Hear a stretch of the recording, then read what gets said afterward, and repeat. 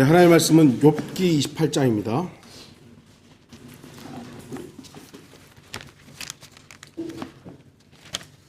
욥기 28장 12절 13절입니다.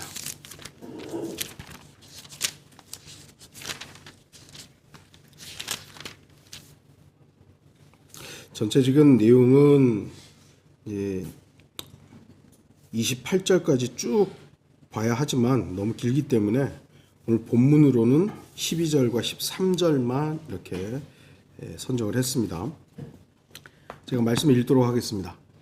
욥기 28장 12절 13절. 그러나 지혜는 어디서 찾을 것이며 명철이 있는 곳은 어디인가? 사람은 그 값을 알지 못하며 산 자들의 땅에서도 찾을 수 없도다 그랬습니다. 세상에서 가장 비싼 것이라고 제목을 정했습니다. 여러분은 이 세상에서 가장 비싼 것이 무엇이라고 생각합니까? 물론 생명이죠. 생명. 사람의 생명은 어떻게 정말 바꿀 수 없는 가치가 있습니다. 그럼에도 요한계시록 18장에서는 큰 도성 바벨론에 사고 파는 물품 중에 사람의 혼들이 있습니다. 그러니까 그만큼 하나님께서 귀중하게 여기는 사람의 생명을 사람들은 매매할 정도의 가치로 그 가치를 떨어뜨려 버리죠. 인본주의가 만연해 있는 이 세상에 사실 가장 어떻게 보면 사람의 가치를 하찮게 여기는 시대가 되어버렸어요. 왜요? 인본주의 하는데 돈 앞에서는요, 사람의 생명도 그냥 가치 없게 여겨지는 거예요. 성경이 말하는 사람의 생명의 가치, 이것을 제외하고 가장 비싼 것이 무엇일까 하는 것이죠. 오늘 본문에서 이 세상에서 가장 비싼 것에 대해서 말씀하고 있습니다. 바로 지혜와 명철입니다. 이 세상에서 가장 비싼 것이 무엇인가? 이것보다 지혜와 명철보다 값이 더 나가는 것이 무엇인가? 이렇게 묻고 있는 부분들이 쭉 나오고 있습니다. 18절에서는 지혜의 값이 루비보다 더 나간다고 말씀합니다. 저는 실물의 루비를 본 적이 없어서 사진으로만 봤는데 뭐 보석들은 다 가치 있고 예쁘죠. 예. 또한 명철이 있는 곳을 알 수 없다고 말씀합니다. 오늘 12절부터 28절까지는 성경이 정의하는 지혜와 명철의 정확한 의미를 알 수 있는 구절로 형성이 되어 있습니다.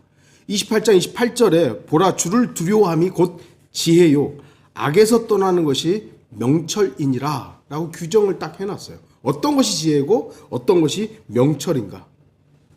그리스도인이라면 이 지혜와 명철을 구해야 합니다. 하나님께 구해야 돼요. 지혜를 주십시오. 명철을 주십시오.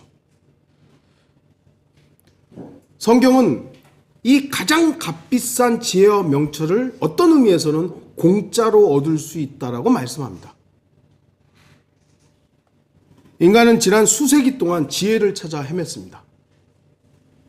고린도전서 1장 22절 유대인들은 표적을 구하고 헬라인들은 지혜를 찾지만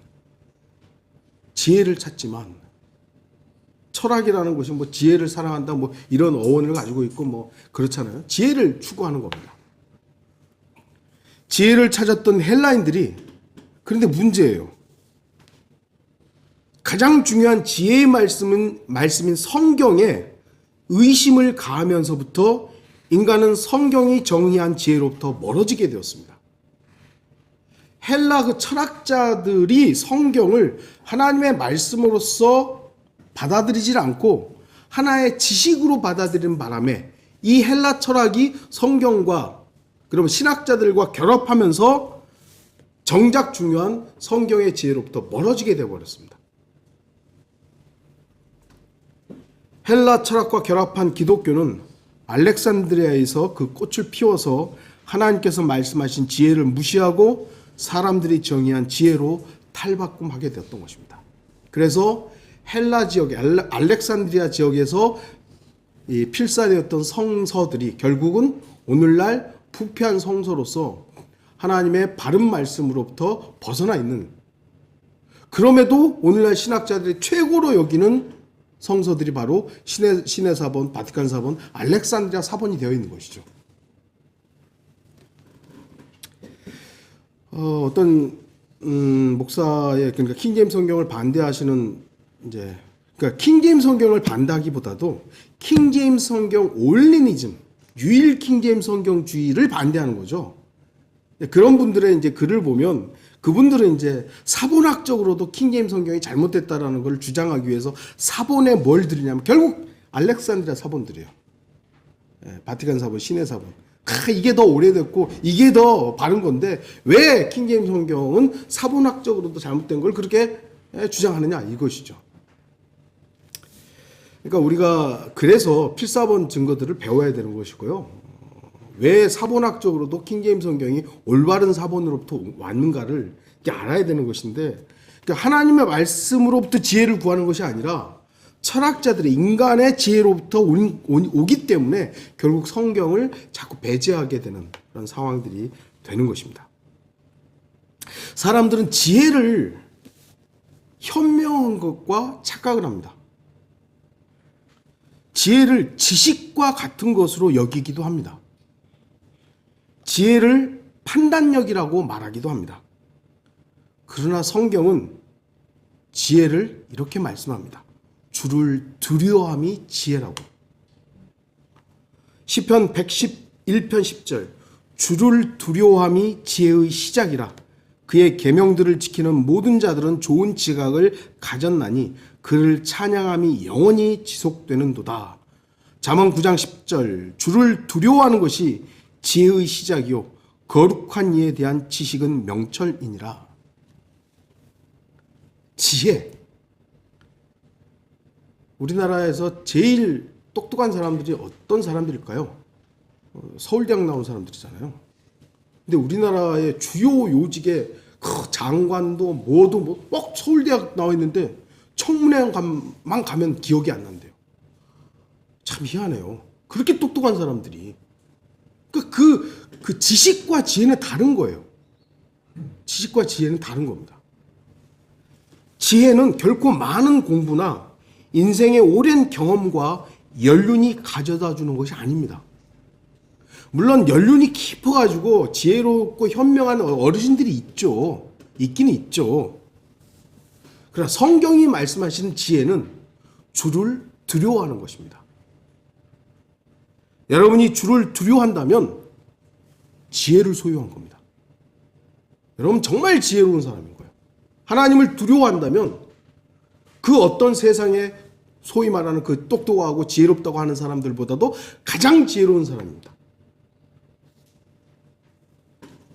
중세에 카톨릭이 지배했던 그 초기 시대에 위대한 설교자였던 탄셀름이라는 사람이 있습니다.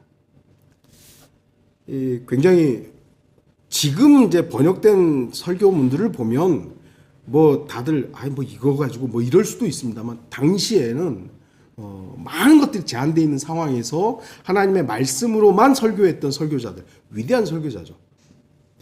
이 설교자가 한 번은 계단을 걷고 있었습니다. 거의 자정이 다 된 시각이었고 탄셀름은 하루 종일 하나님께 기도하기를 자신에게 성경에 있는 무엇인가를 좀 가르쳐 줄 사람을 좀 보내달라고 기도하고 있었습니다. 내가 성경을 더 알고 싶은데 이 성경을 좀 나에게 가르쳐 줄 사람을 좀 보내주십시오 라고 계속 기도하고 있었습니다. 우리가 알다시피 그 당시에는 성경을 누구나 막 구입해서 읽고 공부할 수 있는 시대가 아니었던 것이죠. 그 당시에는 자격을 갖춘 권위자들, 카톨릭의 신부들이죠. 그들이 만들어 놓은 지옥의 어두움이 전 유럽을 뒤덮고 있었던, 그리고 말씀의 기근과 이런 것들이 가득했던 시대입니다. 그러니까 성경을 공부한다는 것이 지금처럼 쉬운 시대가 아니었던 것이죠. 추운 겨울밤이었고 탄셀름은 떨며 돌계단 위를 걷고 있었습니다. 새벽 1시쯤 되어서 성당의 커다란 횃불 옆에 쭈그리고 있는 어떤 거지를 보게 되었습니다. 측은해서 말을 걸었습니다. 잘 지냈는가 친구? 그러자 그 거지가 저는 항상 잘 지냅니다. 그래? 자네를 지옥에 던져버리는 것이 하나님을 기쁘시게 하는 일이라면 자네는 어떻겠는가? 그러자 그 거지는 이렇게 말합니다. 하나님이 없는 하늘나라보다는 그분이 계신 지옥에 있는 편이 더 행복할 겁니다. 탄셀름은 걸음을 멈추고 응답받지 못한 기도에 대해서 잊어버리고 거지에게 다가섰습니다. 그리고 허리를 굽히고 더 물어봅니다. 그런데 자네는 누군가? 거지인데 자네는 누군가? 저는 왕입니다. 그래? 자네의 왕국은 어디 있는가? 그러자 그 거지는 아직 이제 탄셀림이 기가 막히다든지 물어본 거 아니에요. 그래? 당신 왕국은 어디입니까? 여기 있습니다. 여기 있습니다. 탄셀림은 똑바로 서서 조용하게 말했습니다. 자네는 그것을 언제 찾았는가? 그러자 이 거지는 내가 지혜를 찾아 사람들에게 가는 것을 포기하고 곧장 하나님께로 갔을 때 찾았습니다. 어떻게 보면 탄셀림은 기도응답 받은 거죠. 정말 현명한 사람 만난 겁니다. 모든 거지가 이러지는 않겠습니다만 정말 하나님과의 교제를 통해서 지혜를 깨달은 사람을 만난 것이죠. 여러분은 지금 우리의 영은 저 하늘에 있죠.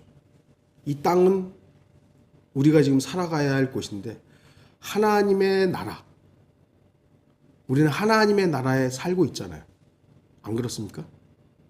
혹여 우리가 그리스도인으로서 천국과 하나님의 나라를 구분할 줄 안다면 천국은 아직 이루어지지 않았기 때문에 우리는 그 나라가 올 것을 기대하며 삽니다. 그러나 그리스도인은 이미 하나님의 나라, 하나님의 왕국에 그걸 누리며 살아야 돼요. 우리는 왕이어야 합니다. 왜요? 하나님의 백성이고 하나님의 아들들이고 어떻게 보면 왕자잖아요. 하나님의 아들들인데 왕자인데 내가 살고 있는 이곳이 하나님의 나라로서 하나님의 왕국으로서 우리가 살지 못한다면 그럼 우리는 지옥에 사는 겁니까? 물론 상황적인 부분들은 우리가 사는 이곳이 우리가 마지막 거쳐야 할 지옥이죠. 하지만 그건 우리의 상황적인 것이고요. 우리의 영적인 부분에서는 우리는 하나님의 왕국에 살아야 됩니다.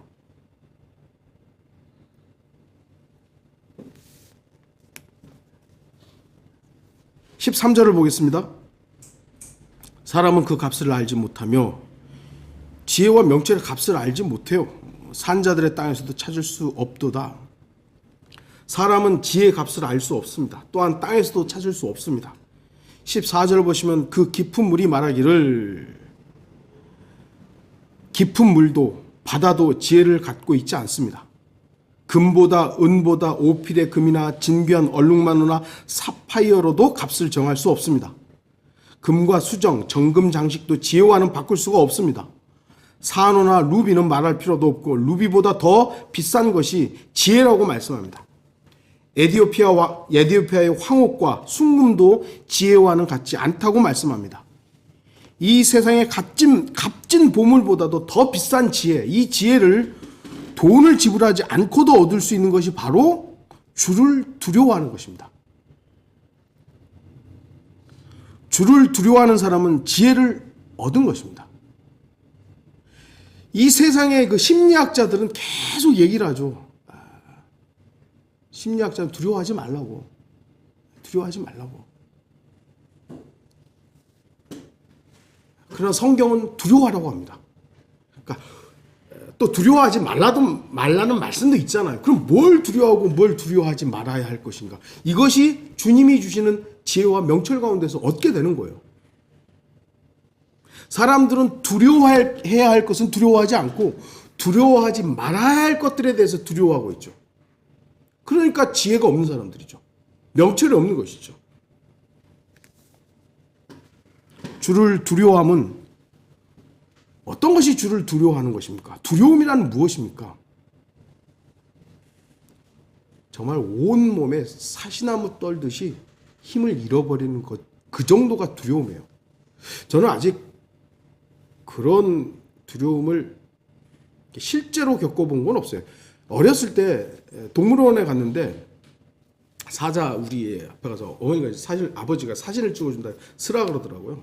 딱 섰죠. 근데 그 사자들이 이게 거리가 있으니까 뛰어오지는 못하는데 딱 서가지고 이렇게 으르렁 거리는데 그 순간 막 그냥 온 몸이 쇠사르르 그냥 하더라고요. 그 소리에 놀래가지고 그 사진 찍었던 게 있었는데 참 멋있게 사진 찍었었는데 그 순간만큼은 두려움이 온몸을 그냥 싹 하면서 소름 끼치더라고요.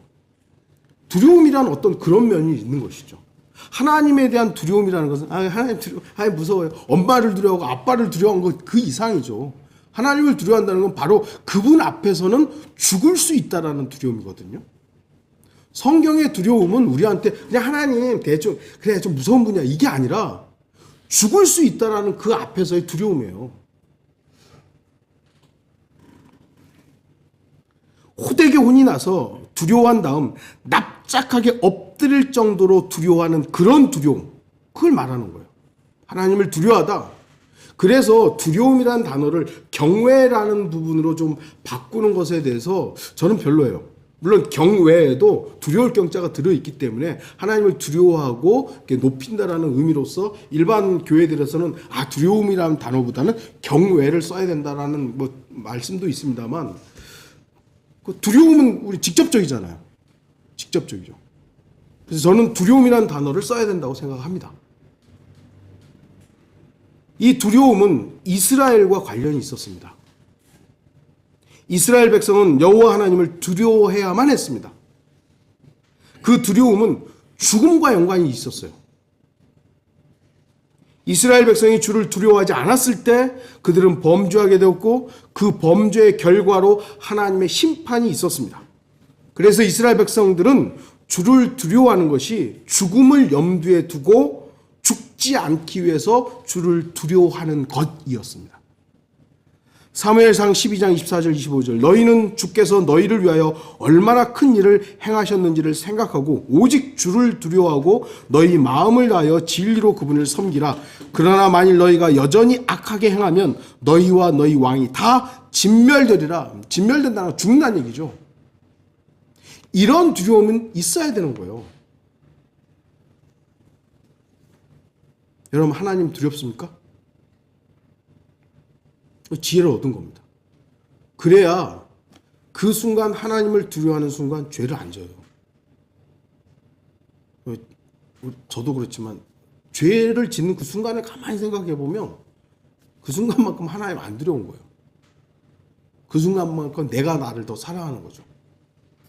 그러니까 죄로 더 가는 겁니다. 근데 그 순간 하나님이 두렵다면 우리는 멈출 거 아니에요. 그래서 그리스도인은 반드시 하나님을 두려워할 줄 아는 그 지혜로운 사람이 되어야 합니다. 명철이라는 단어가 있죠. 영어 단어로는 understanding입니다.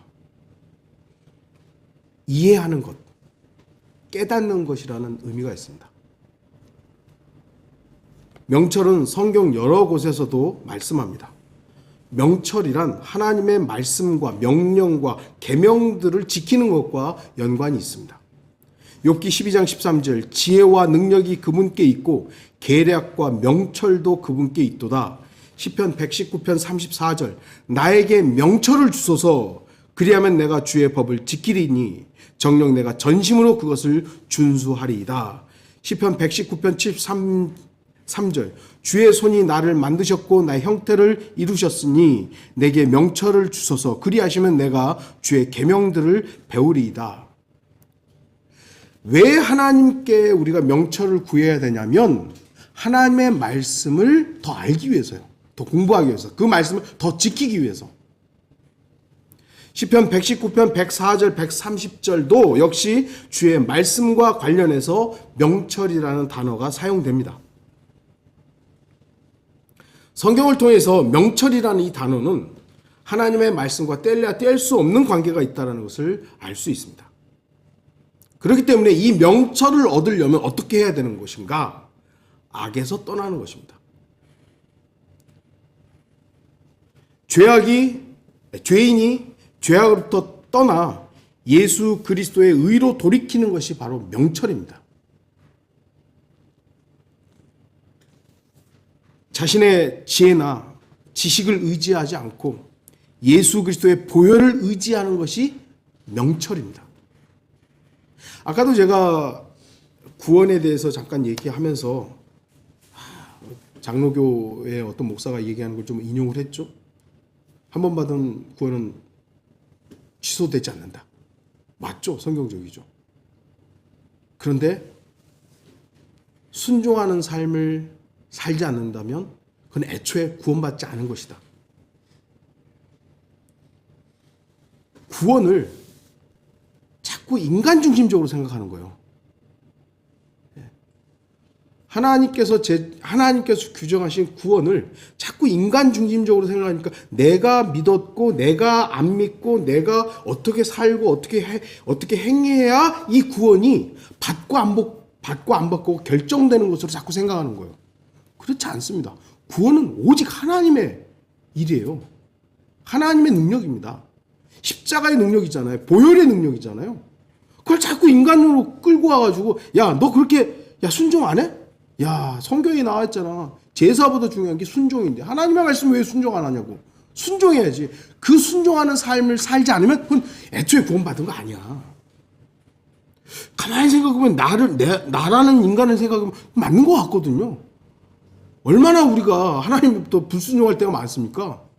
우리는 그때마다 구원을 취소받고 하나님 그럼 또 구원받고 또 내 마음대로 살면 또 취소되고 막 왔다 갔다 하는 겁니까?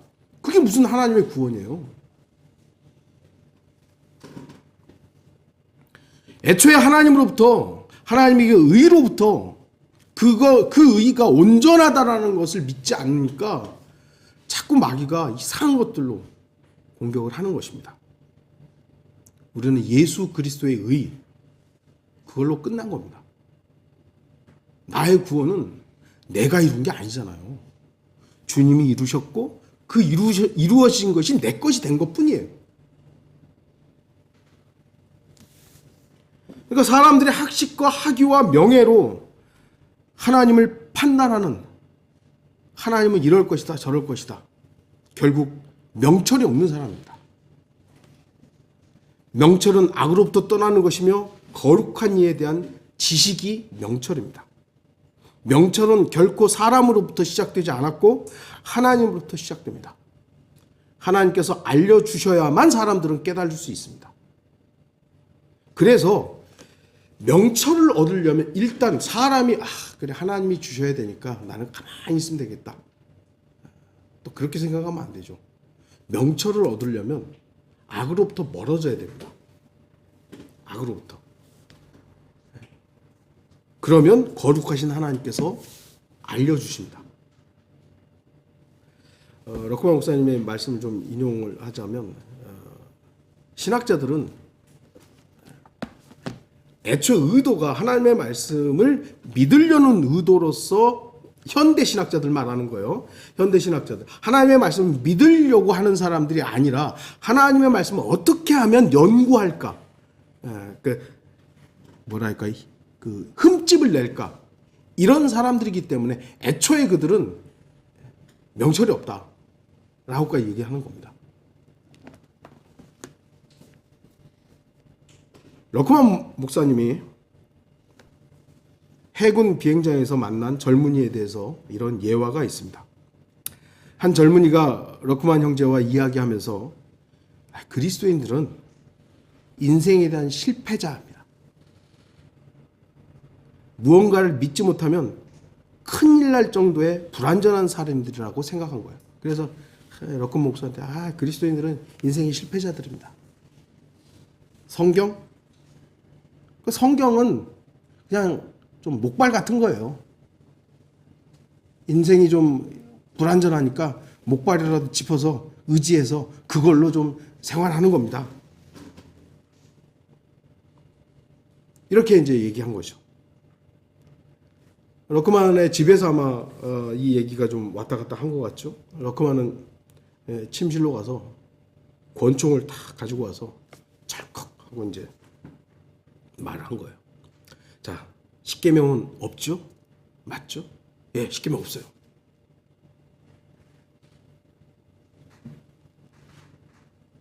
아, 근데 왜 그 총 가지고 뭐 하려고 그러는 거예요?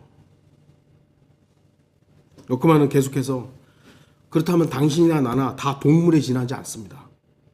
그리고 살인에 대한 절대적인 기준도 없어요. 그렇죠?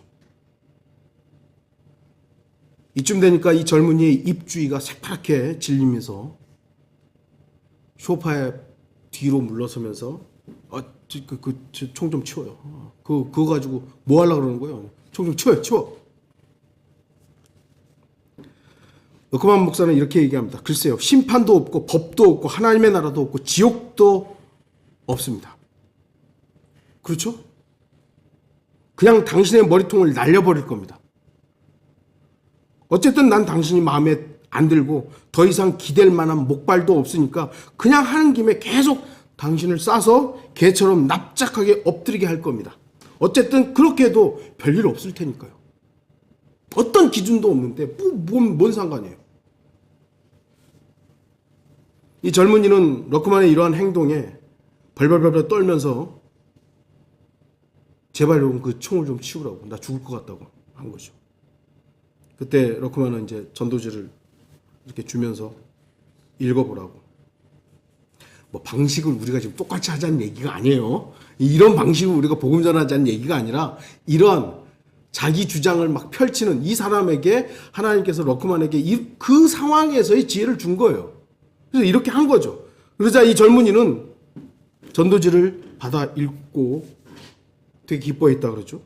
이 젊은이는 아주 똑똑하고 대학 교육을 받았고 지극히 객관적이고 상대적인 진리를 수용했던 사람입니다. 그런데 죽음 앞에서는 덜덜덜덜 떨고 있었던 거죠. 주를 두려워한다는 것은 총이나 총알을 두려워하는 것이 아닙니다. 하나님보다 사람, 암살자, 살인자를 더 무서워하는 사람은 명철이 없는 사람입니다. 사람, 우리 직장에서도 일하고 여러분 주위에 사람 많지만 그리스도인은 사람을 두려워하는 사람이 아니잖아요. 그 사람이 나의 생사 열타권을 가지고 있다?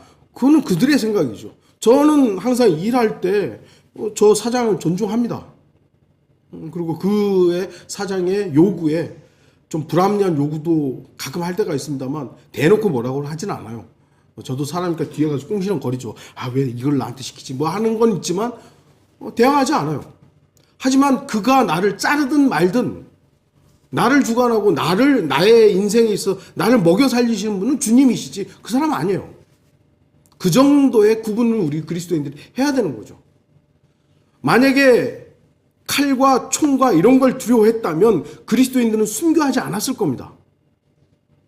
그 수많은 순교자들이 역사적으로 쭉 계속 러크만이 대략적으로 했던 6천만 명 이상의 침례교도들이 순교를 했는데 그 이상이겠죠. 예. 그들이 누구를 두려워했냐 이겁니다. 저와 여러분 지혜와 명철을 얻기를 구해야 합니다. 원해야 합니다. 그렇다면 오늘 본문을 주의 깊게 살펴보십시오. 지혜와 명철은 세상의 그 어떤 것보다도 값비싼 것입니다. 이 값비싼 지혜와 명철을 말씀대로 주를 두려워하고 악에서 떠나기만 하면 얻을 수 있습니다. 결코 노력이나 돈으로 살 수 없으며 교회를 오래 다닌다고 해서 얻거나 기도를 많이 한다고 해서 얻을 수 있는 것도 아닙니다. 그럼에도 공짜로 얻을 수 있습니다. 만약 다이아몬드를 공짜로 준다고 한다면 사람들이 줄을 서겠죠. 왜 많은 사람들이 사기를 당할까요? 저도 비슷하게 사기를 당해봐서 아는데 욕심이거든요. 돈 많이 벌게 해주겠다라는 그 무슨 세미나에 사람들이 우르르르르 가잖아요. 왜 그러죠? 욕심입니다.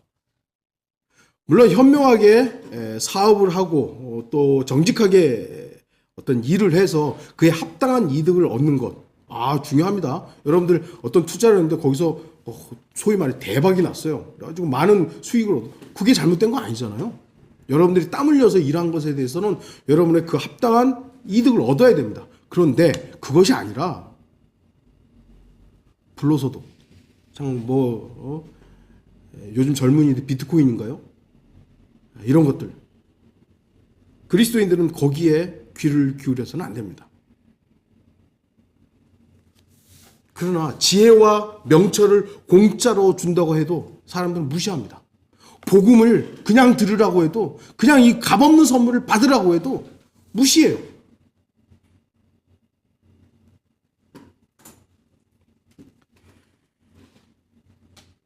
다이아몬드보다 더 값진 것이 지혜와 명철입니다.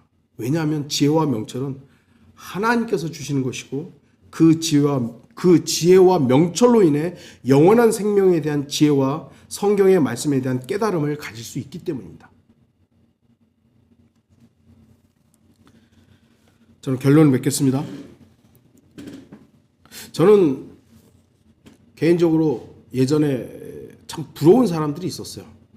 저보다 성경을 많이 아는 사람들. 참 부러워했어요. 그런데 지금은 성경을 많이 아는 것보다 그 아는 것만큼 자신의 삶으로 사는 사람을 그 사람이 더 부럽습니다. 왜냐하면 기록된 말씀을 근거로 사는 사람은 전적으로 하나님께서 주시는 지혜와 명철을 가지고 살아가는 사람이기 때문입니다. 성경 많이 아는 것 물론 중요하죠. 몰라도 된다는 건 아니죠. 근데 제가 봐왔던 성경 많이 안다고 하는 사람들의 그 형태를 봤을 때 제가 그들을 본받을 만한 것이 있었을까 했을 때 많이 없었어요. 오히려 성경은 좀 몰라도 그 아는 만큼의 삶으로 살아가는 사람을 통해서 제가 얻을 게 훨씬 더 많았어요. 그래서 지금은 성경을 많이 아는 사람들이 부러운 것이 아니라 삶으로 살아가는 사람들이 더 부러운 거예요. 여러분은 어떤지 모르겠습니다. 성경을 많이 아는 것, 물론 하나님께서 주시는 지혜와 명철이 없으면 안 되죠.